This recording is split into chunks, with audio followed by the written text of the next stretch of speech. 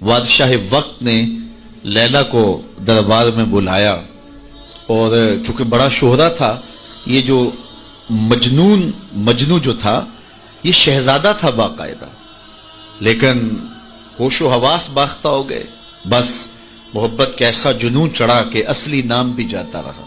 تیری محفل میں آ کے بدنام ہوئے، نگاہ زمانہ میں بے نام ہوئے، تو نے وعدہ کیا بچھڑیں گے نہ ہم، تیرے ہی ہاتھوں سے نیلام ہوئے۔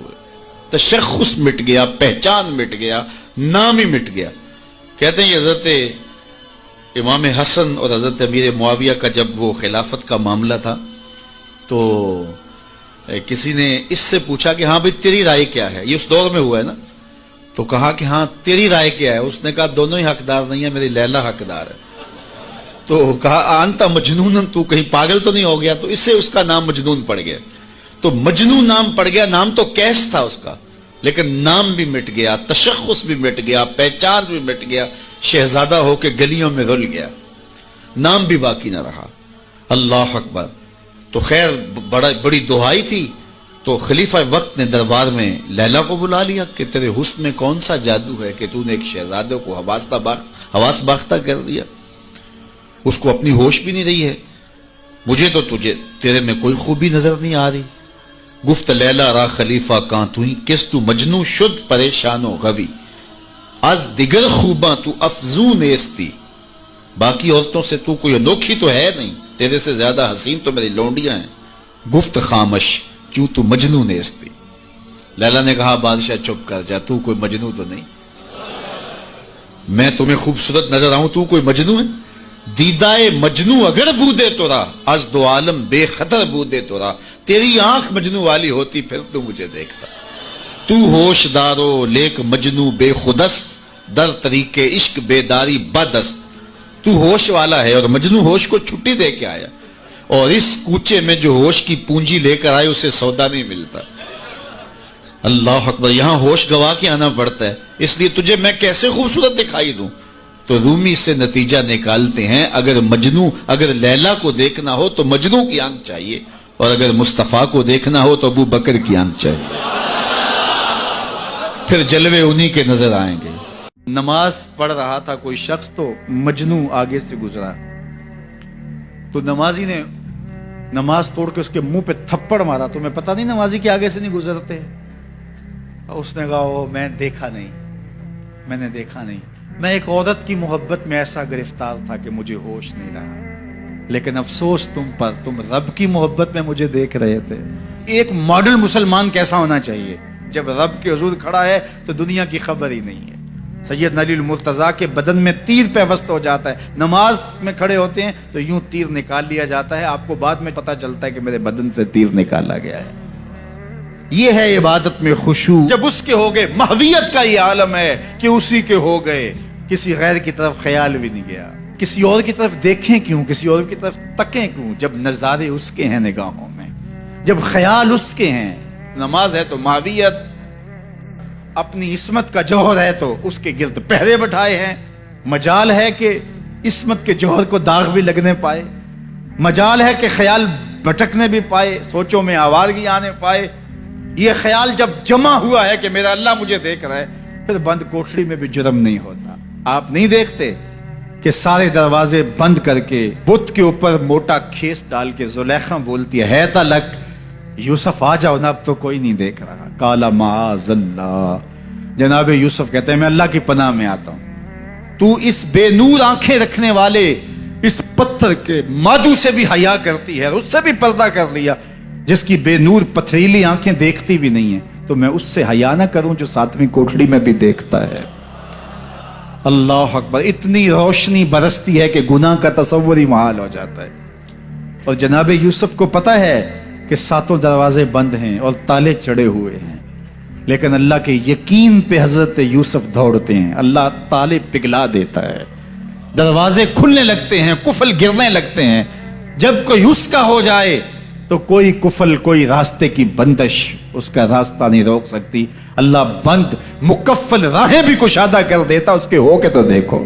اس کے بعد کہ جب بدکار بدکاری کرتا ہے تو اس سے ایمان نکل جاتا ہے۔ اب شیطان کیا چاہتا ہے؟ ہمیں سو میں مبتلا کر دے، ہمیں بدکاری میں مبتلا کر دے۔ اور بدکاری کے جتنے راستے ہیں، فحشا کے جتنے راستے ہیں، شیطان نے ان کو آراستہ کر دیا ہے، رقص کو فن قرار دے دیا گیا ہے، اور آج اوریانی پر مشتمل مخلوط اجتماعات کو فیسٹیول کا نام دے دیا گیا ہے، اور کیا کیا رنگ اور کیا کیا ڈھنگ دیے گئے ہیں۔ وہ راستے جو بدکاری پر منتج ہوتے ہیں وہ راستے کشادہ کر دیے گئے ہیں، اور اس سے بڑی بدبختی کیا ہوگی کہ جو بدکار لوگ بدکاری کو، برائی کو، فحشا کو پھیلاتے ہیں، حکومتوں کی طرف سے ان کو ایوارڈ دیے جاتے ہیں اور ان کو بلا کر کے اعزازات دیے جاتے ہیں، اتنے پیسے دیے جاتے ہیں کہ آپ سوچ سکتے ہیں کیا ان کے اندر خوبی ہے کہ وہ برائی کو پھیلاتے ہیں، وہ فحشا کو پھیلاتے ہیں۔ یہ معاشرے کا بدترین طبقہ ہے جن کی وجہ سے بدی پھیلتی ہے، نوجوانوں کے اخلاق بگڑتے ہیں، ان کا کردار مسخ ہوتا ہے۔ جو شخص بدکاری میں پڑ گیا اس کے دل کا چہرہ مسخ ہو کے رہ گیا، داغدار ہو کے رہ گیا۔ فحشا تو بہت بڑا جرم ہے، عام گناہ کرنے سے بھی حدیث پاک میں آتا ہے کہ دل کے اوپر سیاہ داغ پڑ جاتا ہے۔ اگر بندہ توبہ نہیں کرتا، دوبارہ گناہ کرتا ہے تو وہ داغ پھیلنا شروع ہو جاتا ہے، حتیٰ کہ ایک وقت ایسا آتا ہے پورا دل سیاہ ہو جاتا ہے۔ جب پورا دل سیاہ ہو جاتا ہے تو پھر بدی اور نیکی کا امتیاز بھی مٹ جاتا ہے۔ ایک وقت ہوتا ہے کہ بندہ گناہ کرتا ہے، اس کو چین نہیں آتا کہ میں کیا کر بیٹھا ہوں، لیکن جب گناہ پہ گناہ، گناہ پہ گناہ، بدکاری پہ بدکاری کرتا ہے تو پھر اس کو کوئی پریشانی نہیں ہوتی۔ میں اس کی مثال دوں گا کہ پکا نمازی ہو تو کبھی اس سے نماز چھوٹ جائے تو وہ عجیب بے چینی میں ہوتا ہے کہ آج ہوا کیا میرے ساتھ، قضا بھی کر لیتا ہے پھر بھی بے چین رہتا ہے۔ لیکن جو بے نمازی ہے وہ روز چھوڑ رہا ہوتا ہے، اس کو پرواہ بھی نہیں ہوتی۔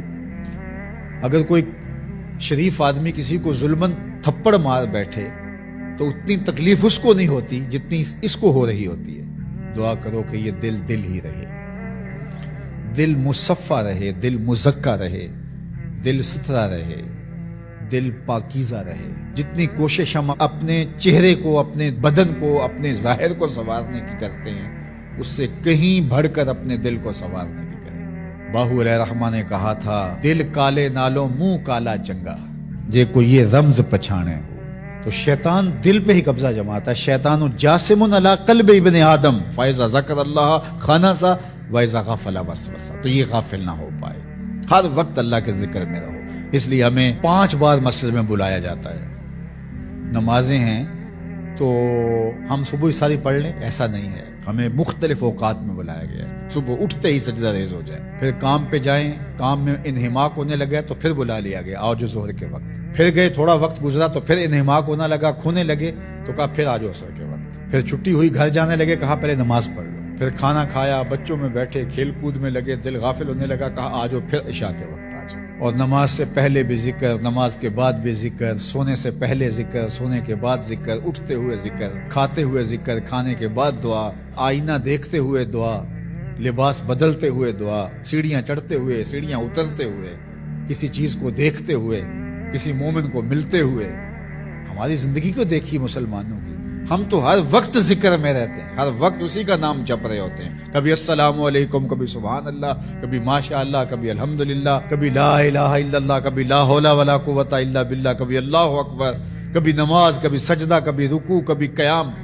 کیسی زندگی ہے مومن کی۔ اور 8 دن کے بعد تفصیلی روشنی کے لیے ہم مسجدوں کے اندر حاضر ہوتے ہیں، اس میں خطبہ سنتے ہیں، اس میں گفتگو سنتے ہیں، بیٹھتے ہیں، ذکر فکر کرتے ہیں، اور پھر ماہ سیام آ جاتا ہے تو پوری ٹیوننگ ہو جاتی ہے پورے جسم میں۔ اور پھر کہا چلو ہر سال نہیں تو زندگی میں ایک بار حج پہ بھی چلے جاؤ، اور تم ایسے پلٹ کے آؤ گے جیسے ماں کے بطن سے ابھی پیدا ہوئے ہو، سارے گناہ مٹ جائیں گے، تم ستھرے ہو کے وہاں سے آؤ گے۔ تو مومن پاکیزہ دل ہوتا ہے، فحشا سے، سو سے، برائیوں سے۔ آج نہ ہماری نگاہیں پاک، نہ کان پاک، نہ خیال پاک، نہ سوچے پاک، سب کچھ آوارگی میں آ گئی۔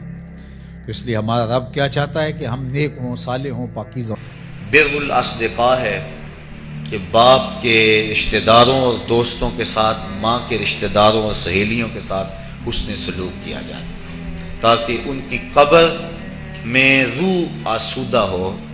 اور آقا کریم علیہ السلام نے فرمایا اگر کوئی شخص ماں باپ کے ساتھ صلہ رحمی نہیں کر سکا تو وہ بعد میں اپنی خالہ کے ساتھ ماں کی جگہ پہ صلہ رحمی کرے، اور ماں کی سہیلیوں کے ساتھ صلہ رحمی کرے تو اللہ تعالیٰ جل شانہ اس کو ماں کی رضا عطا فرما دے۔ اور ایک روایت میں آتا ہے کہ جو والدین کی قبر پہ جا کے سورہ یاسین پڑھتا ہے ہر جمعۃ المبارک کو، اللہ تعالیٰ اسے بھی اور اس کے والدین کی بھی مغفرت فرما دے۔ اور چوتھا حق انجاز الوعد، انہوں نے زندگی میں جو وعدے کیے ہیں اولاد کی ذمہ داری ہے کہ ان وعدوں کو پورا کرنے کی کوشش کرے۔ اگر کسی غریب سے ان کا تعاون کا معمول تھا تو ماں باپ کے چلے جانے کے بعد اگر وہ غریب دروازے پہ آتا ہے تو خالی لوٹ کے نہ جائے، بلکہ اسی طرح خیر لے کے آئے تاکہ والدین کو قبر میں آسودگی اور ٹھنڈک پہنچے۔ تو مرنے کے بعد یہ حق باقی رہتے ہیں، اور ان میں سے اہم حق جو ہے وہ دعا کا ہے۔ اور اگر کوئی شخص ضد سے کہتا ہے میں دعا نہیں مانگتا تو میاں یہ اس کی مرضی ہے۔ اللہ تعالیٰ جل شانہ تو قرآن میں واضح اور دو ٹوک فرماتا ہے، قل ما یعبأ بکم ربی لولا دعاؤکم، محبوب تم فرما دو اے لوگو اگر تم دعا نہیں کرو گے تو اللہ بھی پرواہ کرنا چھوڑ دے گا۔ تمہاری ضرورت ہے کہ تم مانگو، اور جب تم مانگنے والے اتنے متکبر ہو گئے ہو، کہتے ہم نہیں مانگتے، تو وہ تو پہلے ہی بے نیاز ہے۔ اس لیے تم اگر مانگتے رہو گے وہ تمہاری جھولیاں بھرتا رہے گا، اور اگر تم متکبر ہو جاؤ گے، نہیں پرواہ کرو گے، تو وہ تو پہلے ہی بے نیاز ہے۔ مانگنا تمہاری ضرورت ہے، اس کی ضرورت نہیں ہے کہ وہ تمہیں دے، لہٰذا تم اس سے طلب کرتے رہو، جھولی پھیلا پھیلا کے مانگتے رہو، وہ تمہاری جھولیاں بھرتا رہے گا۔ تو پہلا حق جو ہے وہ پہلا مقصد ہماری ایسی تقاریب کے انعقاد کا دعائے مغفرت ہے۔ دوسرا مقصد ہماری اس قبیل کی تقریبات کا پسماندگان سے اظہار تعزیت ہے، چونکہ اگر دعا ہی مقصد ہو تو دعا تو گھر بیٹھے بھی ہم کر سکتے تھے۔ اتنے طویل ترین سفر کر کے آج ہر بندہ مصروف ہے، اپنی گوناگوں مصروفیات سے وقت نکال کر آپ یہاں آئے ہیں۔ اگر صرف دعا ہی مقصد ہے تو دعا تو آپ گھر بیٹھے بھی کر سکتے تھے۔ میں بھی اتنی دور سے آیا ہوں، وہاں ہاتھ اٹھا کے دعا کر دیتا، کافی ہو جاتا، لیکن یہاں آنے کا دوسرا مقصد پسماندگان سے ان کے دکھ میں شریک ہونا ہے اور ان سے اظہار تعزیت و محبت کرنا ہے، اور یہ حضور کے عمل اور حضور کے طریقے سے ثابت ہے۔ حضرت ماعز ابن مالک رضی اللہ تعالی عنہ حضور کی خدمت میں جب حاضر ہوئے اور ایک حد کے لیے اپنے آپ کو خود پیش کیا، عرض کی حضور مجھے پاک کر دیجئے۔ میرے آقا کریم نے فرمایا جاؤ اللہ سے معافی مانگو، وہ تمہارے گناہ معاف کر دے گا۔ وہ گئے، معافی مانگی، لیکن بے چینی اور اضطراب ایسا تھا، پھر پلٹ کے آ گئے۔ پھر عرض کی حضور مجھے پاک کر دیجئے، طہرنی یا رسول اللہ صلی اللہ علیہ وسلم۔ حضور نے فرمایا جاؤ نا معافی مانگو اللہ سے، اللہ تمہیں معاف کر دے گا۔ وہ گئے، معافی مانگی، پھر پلٹ آئے اور عرض کی طہرنی، حضور مجھے پاک کر دیجئے۔ قال فیما اطہرک، کہا کس جرم سے پاک کروں؟ بار بار آ جاتے ہو، تمہیں کہا ہے کہ جاؤ اللہ سے معافی مانگو، تمہیں معاف کر دیا جائے گا، لیکن تم پھر پلٹ آتے ہو۔ قال من الزنا، عرض کی حضور مجھ سے زنا سرزد ہو گیا ہوں، میں شادی شدہ، اور شادی شدہ زانی کی جو سزا ہے وہ کڑی بھی ہے، میرے علم میں ہے کہ اسے سنسار کر دیا جائے، وہ دھرتی پہ جینے کے قابل نہیں ہے، لیکن اس کے باوجود میں اقرار کرتا ہوں تاکہ جو آخرت کی سزا ہے اس کے مقابلے میں یہ دنیا کی سزا کچھ بھی نہیں ہے۔ آخرت کی سزا بڑی سخت اور کڑی ہے۔ آقا کریم نے ایک دن حضرت جبریل امین سے پوچھا مجھے جہنم کے عذابوں کا تذکرہ سناؤ، تو انہوں نے عرض کی حضور اخف العذاب، سب سے خفیف اور ہلکا عذاب یہ ہوگا کہ جہنمی کے پاؤں میں آگ کا جوتا رکھا جائے گا، پورا باقی بدن سلامت ہوگا، صرف پاؤں میں آگ کے جوتے رکھے جائیں گے۔ یاغلی منہما دماغہ، جوتے پاؤں میں ہوں گے لیکن اس کی حدت، تپش اور گرمی سے دماغ پگھل کے ناک اور کانوں کے راستے سے باہر آ جائے گا۔ یہ سب سے ہلکے عذاب کی کیفیت ہے، اور جو سخت عذاب ہیں العیاذ باللہ۔ تو عرض کی حضور میں آخرت کے عذاب سے اس دنیا کے دکھ کو ترجیح دیتا ہوں، تو میں خود اقرار کرتا ہوں میرے اوپر حد شرعی نافذ کر دیجئے تاکہ میں پاک ہو جاؤں۔ آقا کریم نے فرمایا کہ انہوں نے نشہ تو نہیں کیا ہوا؟ ایک صاحب اٹھے، منہ سونگا، عرض کی نہیں حضور ایسی کوئی کیفیت نہیں۔ پھر فرمایا کہ اس کا توازن عقلی تو ٹھیک ہے، اتنی بڑی سزا اس جرم کی اور یہ بار بار اقرار کیے جا رہا ہے؟ تو صحابہ نے عرض کی حضور صحیح الحواس ہیں، اور اتنے میں وہ 4-5 مرتبہ اپنے اس جرم کا اقرار کر چکے، اب گواہ کی کوئی ضرورت نہیں تھی۔ جب وہ خود اقراری تھے تو آقا کریم نے فرمایا ان کو سنسار کر دو۔ ماعز ابن مالک اسلمی کو پتھر مار مار کے سنسار کیا جا رہا ہے۔ یہ مسلم کتاب الحدود کی روایت ہے، اور ایک روایت کے لفظ ہیں جب ان کو سنسار کیا جا رہا تھا، حضور مسجد نبوی میں کبھی کھڑے ہو جاتے تھے، کبھی بیٹھ جاتے تھے، آنکھوں میں آنسو تھے، بدن پہ لرزہ تھا۔ کسی نے کہا بندہ نواز خود ہی حکم دیا ہے اور خود ہی رو رہے ہو؟ کہا وہ میرا عدل تھا، یہ میری محبت ہے۔ مبتلائے درد ہو کوئی عذب روتی ہے آنکھ، کس قدر ہم درد سارے جسم کی ہوتی ہے آنکھ۔ تو جب ماعز ابن مالک اسلمی کو سنسار کر دیا گیا تو حضور ان کے جنازے کے لیے خود گئے۔ کسی کی زبان سے نکلا لو ماعز نے زنا کیا تھا، میرے آقا کے چہرے پہ غصے کے آثار ظاہر ہوئے۔ فرمایا خبردار اگر کسی نے میرے ماعز پہ بات کی، اگر اس نے زنا کیا تھا تو میں نے پتھر نہیں مروائے، میرے ماعز نے ایسی سچی توبہ کی ہے اگر روئے زمین کے تمام لوگوں میں اسے تقسیم کر دیا جائے لَكَفَاهُمْ، سب کی مغفرت ہو جائے۔ یعنی اپنے آپ کو خود پیش کیا ہے، اور جب کوئی شخص حد شرعی اپنے اوپر قبول کر لیتا ہے بخوشی تو وہ ایسے ہوتا ہے جس طرح ابھی ماں کے پیٹ سے اس نے جنم لیا ہو۔ تو فرمایا اگر اس کی توبہ تمام روئے زمین کے مسلمانوں میں تقسیم کر دی جائے لَكَفَاهُمْ، تو ان کے لیے کافی ہو جائے۔ اب حضرت ماعز ابن مالک اسلمی تدفین ان کی کر دی گئی۔ ان کی وفات کا دوسرا دن تھا یا ان کی وفات کا تیسرا دن تھا؟ صحابہ کو شک تھا کہ دوسرا ہے یا تیسرا۔ حضور علیہ السلام راوی شک سے بیان کرتا ہے اور ہمیں شک کا فائدہ مل گیا، تو حضور ان کے ہاں تشریف لے گئے۔ وہم جلوس، جب حضور گئے تو صحابہ بیٹھے ہوئے تھے، اور آقا کریم نے جا کے فرمایا کہ استغفروا لماعز، اپنے بھائی ماعز کے لیے استغفار پڑھو، اس کے لیے بخشش کی دعا کرو۔ اور یہی ہم کرتے ہیں کہ لوگ بیٹھے ہوتے ہیں، ہم جا کہتے ہیں کہ استغفار پڑھو، دعا کرو، فاتحہ پڑھو۔ تو حضور علیہ السلام گئے، صحابہ لفظ ہے وہم جلوس، وہ بیٹھے ہوئے تھے، اور آقا کریم نے فرمایا استغفروا لماعز، ماعز ابن مالک کے لیے مغفرت کی دعا کرو، ان کے لیے ہاتھ اٹھاؤ۔ صحابہ نے حضور کی معیت میں ان کے لیے استغفار کیا اور مغفرت کی دعا کی۔ اب سوال یہ ہے کہ اگر دعا ہی مقصود تھا تو دعا تو مسجد نبوی میں بھی ہو سکتی تھی، حجرہ عائشہ میں بھی ہو سکتی تھی، ستون تہجد کے پاس بھی ہو سکتی تھی۔ دعا نماز جنازہ خود دعا ہے، پھر میرے آقا فرما چکے ہیں اس کی توبہ تو اوروں میں بانٹی جائے تو ان کی بھی مغفرت ہو جائے۔ پھر حضور ان کے ہاں کیوں گئے؟ اس لیے کہ ان کے پسماندگان سے تعزیت کرنی تھی، اور جن کے گھر حضور گئے ہوں گے کوئی دکھ رہا ہوگا۔ وہ کیا کسی نے کہا تھا کہ یہ الگ بات ہے کہ تم آئے ہو تو کوئی نہیں، یہ الگ بات ہے کہ تم آئے ہو تو کوئی نہیں، ورنہ درد تو یہاں ہزار رہتے ہیں۔ تو جس گھر میں حضور چلے گئے ہوں گے وہاں کوئی دکھ تو نہیں رہا ہوگا، وہاں تو سکھوں کے سویرے ہو گئے۔ انہیں تو خوشی ہوگی کہ آج آقا کے قدم ہمارے گھر آئے، ایسے دکھاں تو سکھ واری، ایسے دکھ اور جن پر سکھ بھی قربان کر دیں۔ تو حضور ان کے گھر جا کے جو مغفرت کی دعا کی ہے، تو یہ ہمارے لیے ضابطہ اور عمل چھوڑا کہ مرنے والوں کے پسماندگان سے جا کے تعزیت کرنا حضور کی سنت اور حضور کا طریقہ بن جائے۔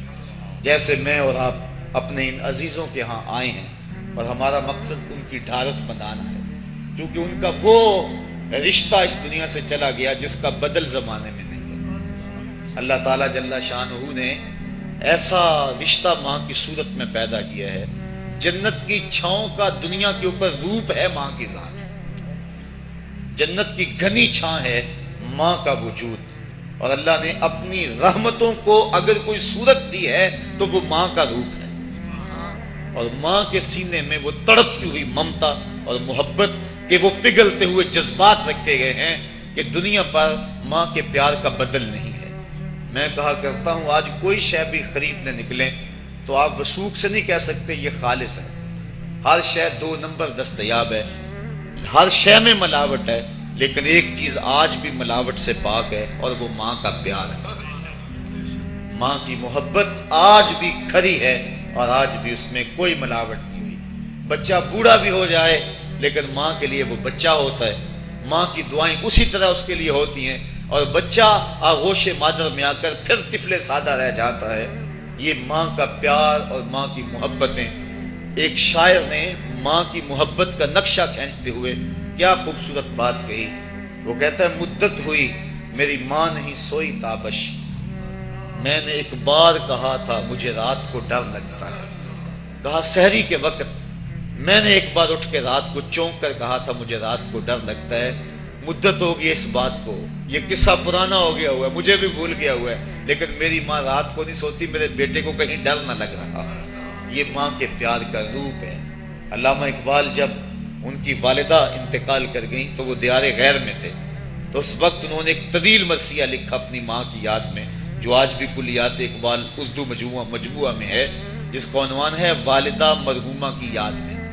اس کے اندر لکھتے ہیں آہ اب وطن میں ہوگا کس کو میرا انتظار، آہ وطن میں ہوگا اب کس کو میرا انتظار، کون میرا خط نہ آنے سے رہے گا بے قرار، آرزو لے کر تیری خاک مرکت پہ آؤں گا، اب دعائے نیم شب میں کس کو میں یاد آؤں گا.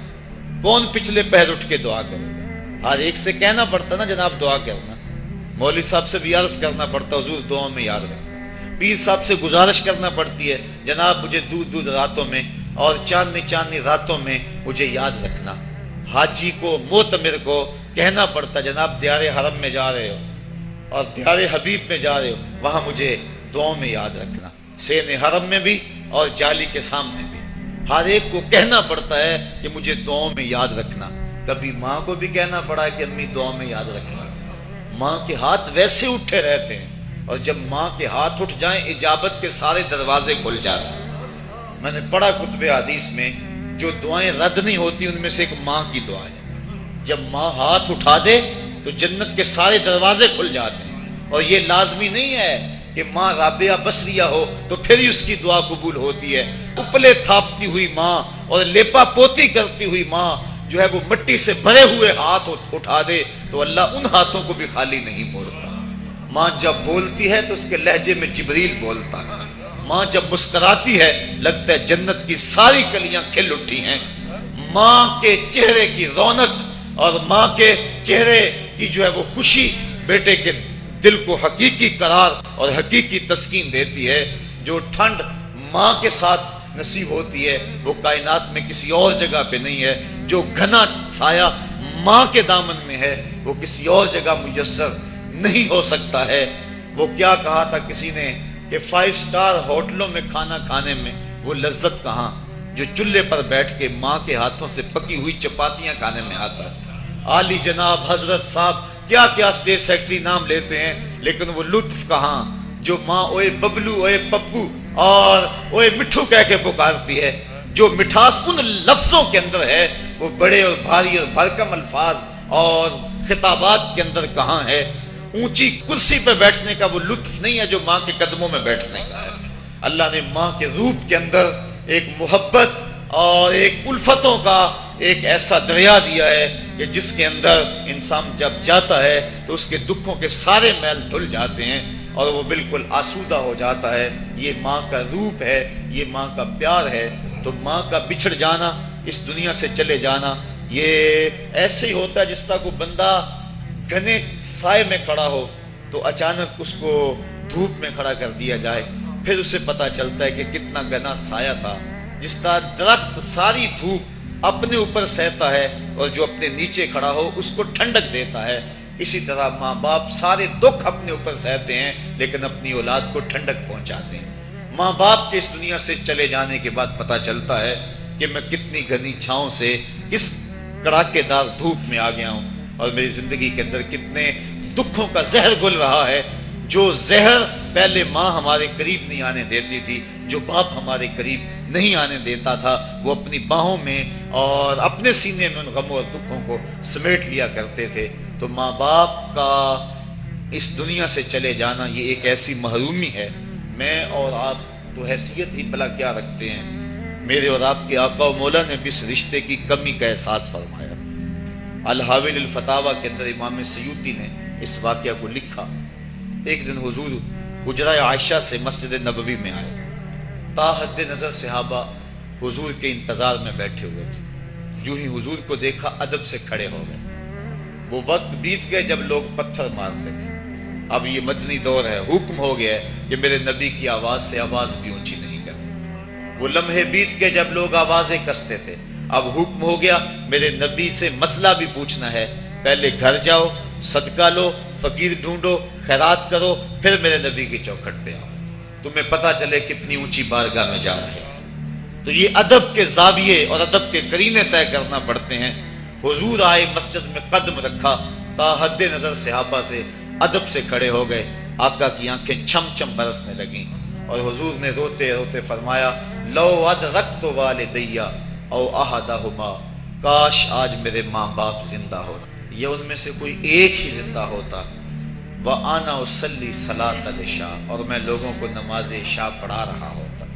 انسان نے دکھوں کا دور دیکھا ہو, بعد میں اللہ خوشحالیاں دے دے, تو انسان اس بات کی ضرور آرزو کرتا ہے کہ میرے ماں باپ نے میرے دکھوں کا دور دیکھا, کاش آج میرے سر پہ عزتوں کی سجی ہوئی دستار بھی دیکھتے, آج مجھے وقار کی مسند پہ بیٹھا ہوا بھی دیکھتے, آج میرے گھر میں بچوں کا کھیلنا بھی دیکھتے, آج میرے آنگن کی بہار بھی دیکھتے, آج دولت کی ریل پیل بھی دیکھتے, آج عزتوں کا ظرف جو مجھے نصیب ہوا ہے وہ بھی ماں باپ ملاحظہ کرتے, آج میرے وقار اور میرے عہدہ و منصب کو بھی دیکھتے, معاشرے میں میرے مرتبہ و مقام کو بھی دیکھتے, تو کتنے خوش ہوتے.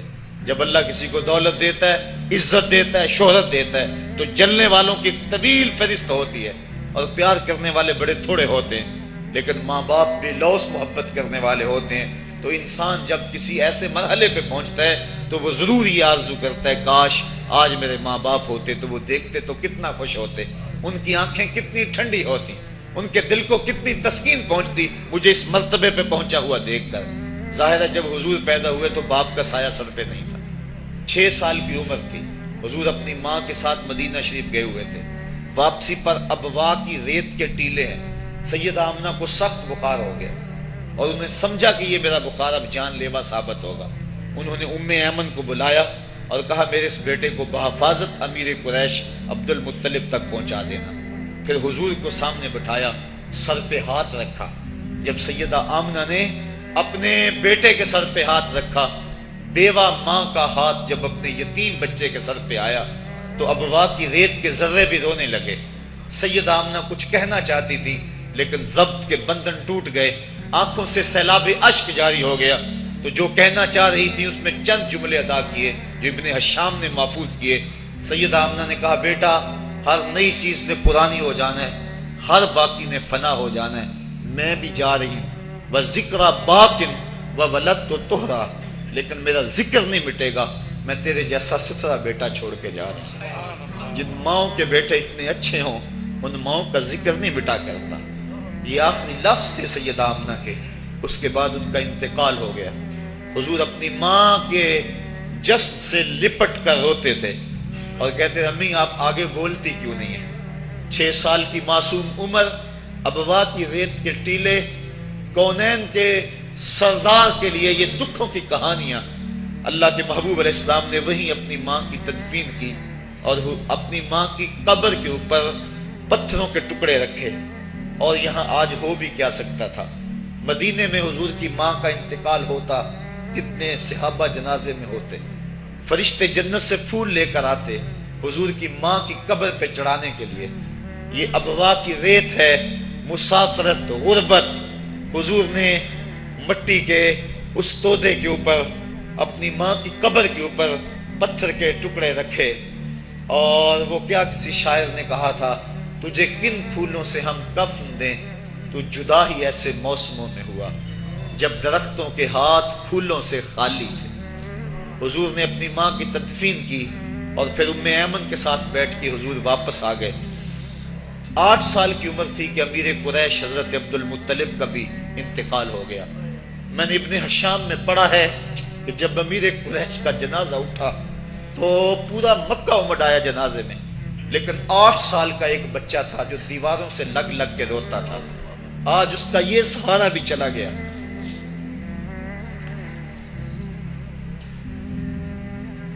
8 سال کی عمر میں حضرت عبد المطلب کا بھی انتقال ہوا۔ پھر حضور اپنے چچا کی کفالت میں آئے، وہ دن بھی بیتے، طائف کے بازار بھی آئے، مکے کی گلیاں بھی آئیں، بچھتے ہوئے کانٹے، کھدتے ہوئے گڑے، کبھی عقبہ بن ابی معیط جسم پہ اوجریاں ڈال رہا ہے، کبھی کوئی بدن نازک پہ کوڑا ڈال رہا ہے، کبھی حضور علیہ السلام کی راستوں میں ام جمیل کانٹے بچھا رہی ہے، کبھی بدر سجتا ہے، کبھی احد کی لڑائی ہوتی ہے، حضور کے چچا کے کلیجے کو چبایا جاتا ہے۔ یہ دن سخت ترین دن تھا، حضور کے سر پہ پٹی بندھی ہوئی تھی، آنکھوں میں آنسو جاری تھے، اور بار بار کہتے تھے ما فعل امی، میرے چچا کی کہانی سناؤ۔ تو بڑے مشکل اور زہرہ گداز حالات پیش آئے، لیکن آج حضور حجرہ عائشہ سے نکلے، تا حد نظر صحابہ ادب سے کھڑے ہو گئے، آقا کی نظر پلٹ کے پیچھے چلی گئی، ابوا میں جا کے رکی، اور میرے آقا کی آنکھوں سے آنسو ٹپکنے لگے، اور فرمایا کاش آج میری ماں زندہ ہوتی، وَأَنَا أُصَلِّي صَلَاةَ الْعِشَاءِ، اور میں لوگوں کو نماز عشاء پڑھا رہا ہوتا، وَأَقْرَأُ فِيهَا بِفَاتِحَةِ الْكِتَابِ، اور اس میں سورہ فاتحہ کی تلاوت کر رہا ہوتا، پھر میری ماں کو میرے ساتھ کوئی کام یاد آ جاتا، وہ دروازے پر آتی، چلمن سرکاتی، اور اپنے میٹھے اور مد بھرے لہجے میں مجھے بیٹا محمد کہہ کے آواز دیتی، فرمائے لوگوں میں اپنی نماز کو چھوڑ کے پہلے ماں کی بات کو سنو۔ یہ دنیا کے سامنے اپنی ماں کی ضرورت اور اہمیت کو حضور نے رکھا، تو ماں کا بچھڑ جانا، ماں کا اس دنیا سے چلے جانا، یہ بہت بڑا سانحہ ہوتا ہے۔ تو اس موقع کے اوپر پسماندگان کی ڈھارس منانے کے لیے، ان سے تعزیت کرنے کے لیے، اظہار محبت کرنے کے لیے ہمارا یہاں آنا، یہ دوسرا مقصد ہے اس تقریب کے منعقد کرنے کا۔ تیسرا مقصد ایسی محافل کے منعقد کرنے کا کیا ہے؟ پہلا مقصد تو دعائے مغفرت ہے مرنے والوں کے لیے، دوسرا مقصد پسماندگان سے تعزیت کرنا ہے، اور تیسرا مقصد ہم کبھی نہ بھول پائیں وہ یہ ہے کہ ہم اپنے لیے عبرت کا سامان لینا۔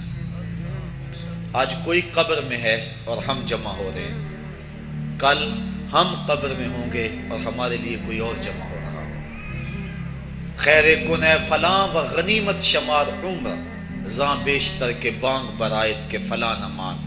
شیخ سعدی فرماتے ہیں اے فلاں بلائی کر لے، اچھائیاں کر لے، اس عمر کے ایک ایک لمحے کو غنیمت سمجھ لے، اس سے قبل کی آواز آئے کہ فلاں نہیں رہا، تو اپنی زندگی کو پہلے ہی اعمال کا حسن دے لے۔